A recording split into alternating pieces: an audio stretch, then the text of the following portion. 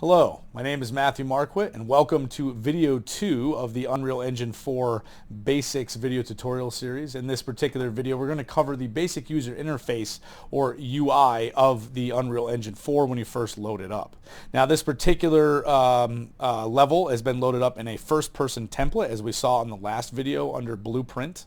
So that's what we're seeing inside our viewport, so we have stuff to work with. I do want to note before I cover anything, there is this little graduation cap that's blinking up here. If you click on that, it will give you a little tutorial just basically highlighting areas and giving you some text so that you can kind of understand the stuff better if you need any extra resources if this video is not enough. Now I'm going to start off by covering the default UI elements of the editor, the basic areas that we see in here, and the first one is going to be your drop down menus. Just like any other Windows program, we do have drop down menus with things such as saving, right, opening and stuff like that, right, or even exiting the program if we want. Okay, then we have our mode section. Okay, the mode section right here is any content that the editor itself creates, such as BSP, so we see things like that, lighting, okay, volumes, visual effects, some of the stuff we'll cover in other videos. Okay, then there is over here what is known as your hotbar or your toolbar, okay, which gives you common elements that you might need on a regular basis, such as saving, source control, right, or building the object, or building your scene again, or playing the level. Okay, so there's a bunch of little things that we can find up here that are useful. Now, the next thing I want to talk about is the viewport, right, which is how we see the world, how we see the game that we're looking at, right? We can interact with our objects within there, and that's fairly obvious. Then there's the world outliner, which is basically everything in your scene. So any object in the scene, if I select it here, it will also be selected here, or vice versa. I can select it in the world outliner, and it will show up here. But you did also notice that when I selected an object, this whole area down here filled in, which is the details panel.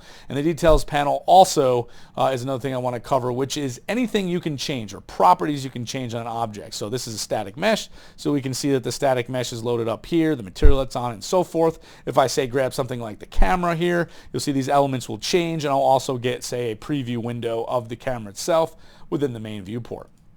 Last but not least is our content browser. The content browser is where you're going to have custom content. So anything created by artists or audio guys or UI guys or whatever that you want to bring in, that content is basically just a folder structure on your computer, which is what it's mirroring, is what you're seeing here. And you can drag that content in as an instance. So it doesn't mean it's in the map if it's down here. This is just the content that you can use that is custom created, as opposed to this one right here, which is more editor created content.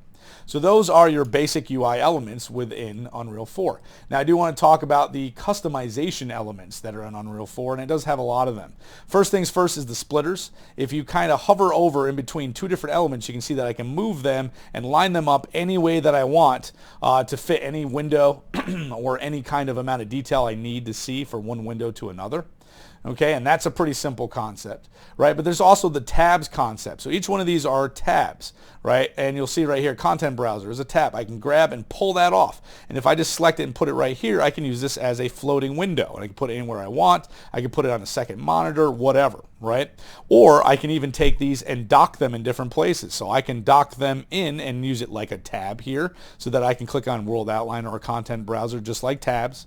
Right? Or I can even make them side by side. So if I pull that off and then dock it in this last corner here, right there, you can see that it's side by side. So you can literally align things any way that you want, right? And customize it any way that you need.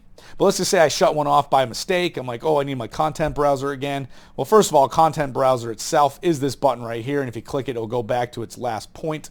But you can go to window and you'll see that all of these different things, if you want to add any of these other elements to the UI, you can see the ones that are on and the ones that are not on. You can turn them on and off. See content. You can even add multiple content browsers if you want with different things in them. But let's just say I want to reset it because now I've really messed things up, right? And I don't remember how to fix things or whatever. I've been fooling around with it. It's pretty easy to reset, but keep in mind that if you do reset the layout by going down to window and reset layout, it will ask you to save, right? So you're just basically going to hit OK once you've saved, okay, and then it'll restart the entire editor, okay? So it's restarting, going back, and that's why I ask you to save, because you'll lose any work if you did not save it. And I'm just going to reattach this over here. Okay, so that's your customization. So let's hit up navigation. right? How do we move around in the viewport? Of course, that is very important. So let's talk about that. Now, first things first, I want to talk about my favorite method, which is the Alt, or I should say right click and WASD movement. Okay, so if you're a gamer, a PC gamer, you're used to the WASD, right? Where W moves you forward, S moves you backwards, A to the left, and D to the right. Now you can also hit Q to go down and E to go up. I don't find that as intuitive, but you can do that. I just tend to kind of look up and then fly up a little bit and then look down. But that's just the way I prefer it. However, you can also move around, not using that, but using just a mouse. No other buttons other than the mouse. So let's talk about those. If you right click or right mouse button, you can kind of look around a little bit and move back and forth, right? So that is known as flying around the world or dollying the camera. Okay, then you have the right mouse button, which is a free rotate of the camera, so we can just kind of look around from our position. Okay, and then you can even use the middle mouse wheel to zoom in and out if you want to do that. Okay, but then if you hit left mouse button and right mouse button at the same time, you can then pan. So I can go up and down and move left and right. So with just the mouse, I can look around, move, go up and down, and do whatever I need to, right? So you don't necessarily need to use the WASD, but this is another method if you find this easier. Now, another great thing about the viewport is how you can center an object. Centering objects so that, like, say I want to click this object over here and I want to look closer at it. Instead of moving my camera all the way over, I can just hit F and it will frame it. That's what F stands for, is frame, and it will center the view. You can even select any object over here and also hit F, and you'll see it will frame that object just the same. So it makes it really easier to find and locate objects in your scene. And that's your basic viewport navigation. So let's talk about the last section here, which is your Viewport UI Elements. And there is a lot of them, okay? And this is all the elements that we see up here, okay? So let's go through those fairly quickly, right? Because some of these we're going to cover in other videos. But I'm going to click on this first one, which is your drop-down arrow. And the drop-down arrow will allow you to do things such as set it to real time. So if you have particle effects, and it is on right now, or other things, or moving textures, you'll see them moving in real time when this is on. If you're having performance issues, you can shut them off. But you can also show statistics or frames per second. You can also change your field of view. Okay, you even have game view. The great thing about game view, which the hotkey, by the way, is just G. So if you hit G, it will hide any elements within the scene that you don't see when you're playing the game, right? It will only show you elements that are in the viewport that are from playable stuff and not from anything you'll see in the game, so, or from the editor itself. So if you just hit G, that's, you can turn it on and off, but it is also found here if you forget the hotkey. Now, you have other things such as changing layouts, set multiple layouts. So instead of just having one view, I can have multiple views. We'll talk more about that kind of stuff later. Then you have your views drop down, which is default to perspective or hotkey Alt-G. You can also go into orthographic views such as top, bottom, left, right, front, and back, which we can see are represented by a car here showing those. Like when you're usually doing like engineering type stuff or you want things to be perfectly lined up, it works great. Let's just say I want to go in a top view in this perspective, right? We notice when I'm looking at the top, I might not be able to line things perfectly because we do see perspective, right? Just like you look down a road and you notice that the road gets smaller as it goes further away from you, that's perspective, right? But in orthographic, there is no perspective. The road would never look like it got any smaller no matter how far away it went. And so if we switch this to say top view in a orthographic top view and I zoom out here, right, you'll notice that now all of a sudden, right, we have no perspective to any of this stuff. We're only seeing the shadows, and that lets you line things up perfectly if you need them. And of course, there's other different views. And by the way, I do want to point out that in this view, there is a different type of navigation. Okay, so you can use the mouse wheel, okay, to zoom in and out, and you can use the right mouse button to pan around. And that's all you need to do because you're basically not rotating the camera, so you can only zoom in and kind of move. If you say left click, you can select things or whatever, or middle mouse button lets you do like a, you know, a measurement tool or whatever else. But a lot of those things don't work in this view only. Now I do want to talk about your minimizing and maximizing views, because yeah, we could see there's a bottom view and then there's, you know, left view and other things like that. But you can also click this little thing right here, which will maximize a viewport and give you 4 views. Okay, so this one is usually default to perspective, and I'll switch it back to perspective, right, and kind of zoom in or do whatever, right? And now you can see that you get a default left, front, and top view. Any of these you can select and then maximize, right? So if I click on this and maximize, that's now the view, and I can minimize it and go back, right? So you can change that, but we're going to stay in this view. But as I said before, these views are helpful to let you kind of see. And you can kind of see that it will update, but it doesn't update real time. If you want it to update real time, I can come over here and click on real time. And now if I go and move this, you'll see, or you should see it, there you go, moving it in real time with both views. So you can make sure things line up in all the different views at once. Okay?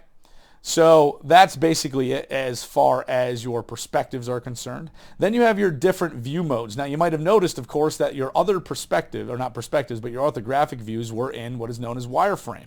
And you can change all that stuff here. Your default is lit, where you basically see textures, objects, everything the way it's supposed to be with lighting.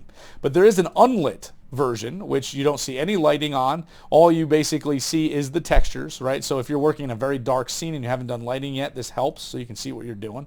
Then there's wireframe, and yeah, there's going to be a lot of stuff you see in wireframe, right? And it might get confusing because there's so many things, but it does make things a little bit easier to see. Okay, then we have our detail lighting, which in this particular case isn't going to show you much, but detail lighting is lighting only with no textures and only maps that show lighting, such as normal maps, that fake lighting. So you'll see the normal maps, the impressions the normal maps are making in combination with the lighting. This won't be too useful for you guys, but you can also do lighting only.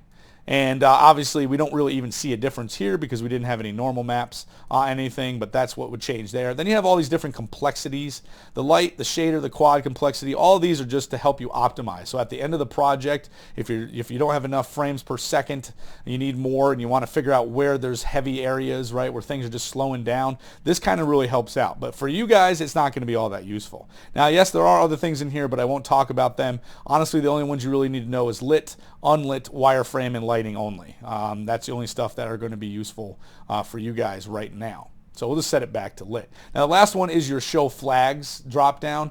And yeah, you remember when I was in wireframe and there was all the stuff going on, it's really hard to see. Well, you can actually turn different elements on and off. So I can hide just, say, static meshes, right, in the scene. Now pretty much everything in the scene is a static mesh, so it does disappear, but you can turn things on and off. There's a grid. If you go outside the world here, you see there's a grid. I can turn the grid on and off with our flag here, right? So we click on this and then the grid will be turned on and off. So this is just basically, it doesn't delete anything, but what it does is it shows certain things, right? So you can show all sorts of things. I'm not really going to get into it, but anything you can put in the editor, you can show it, right? And you can find it here and have it hidden or show it back again. All right, so there's your show flags. Now, the next thing is your transform tools. I'm not going to go over them because I cover them in the next video, but we do have our move, our rotate, and our scale right here. So you can move, rotate, and scale objects. By default, it's set to move. This one right here is your gizmo for your local or world coordinate space. I'll talk more about what that means in the next video. Then we have our snapping. Okay, and as I said before, I will cover these also in the next video a little bit better, but I didn't want to cover them. So we do have surface snapping that we can turn on and off here. I'll show that later. Okay, there is your basic snapping, right? So if I move, I can snap on a particular point. Right here it's 10 units or 10 centimeters. There is the rotational snap. So if I'm rotating, I'll snap in certain degrees and so on. And then there is the scale snap. But like I said, I'll cover these in the next video. However, I do want to cover one last thing, which is your camera speed. And technically, while you're moving around, if you start scrolling the mouse wheel, you can slow down or speed up. So if I'm just holding it and I'm slowing down, and you can see I'm slowing down here, that's because I scrolled the mouse wheel down. If I scroll it up, I'll go faster, right? But that's only temporary. If you want to make a permanent movement to the camera speed that's up here, the default's set to 4. But if I want to move really slow, I can set it to 1, as you can see there, or move really fast, I can set it to 8. Let's just say you have a giant open world and you need to fly around it a little bit quicker. So these are a bunch of, obviously I have a really hard time controlling it when it's set to that. But it will set it back to its default 4, as we can see there. The other elements, like I said, moving things around, whatever, I'll cover in the next video. But hopefully this helps you guys also. Thanks for watching, and I'll see you in the next one.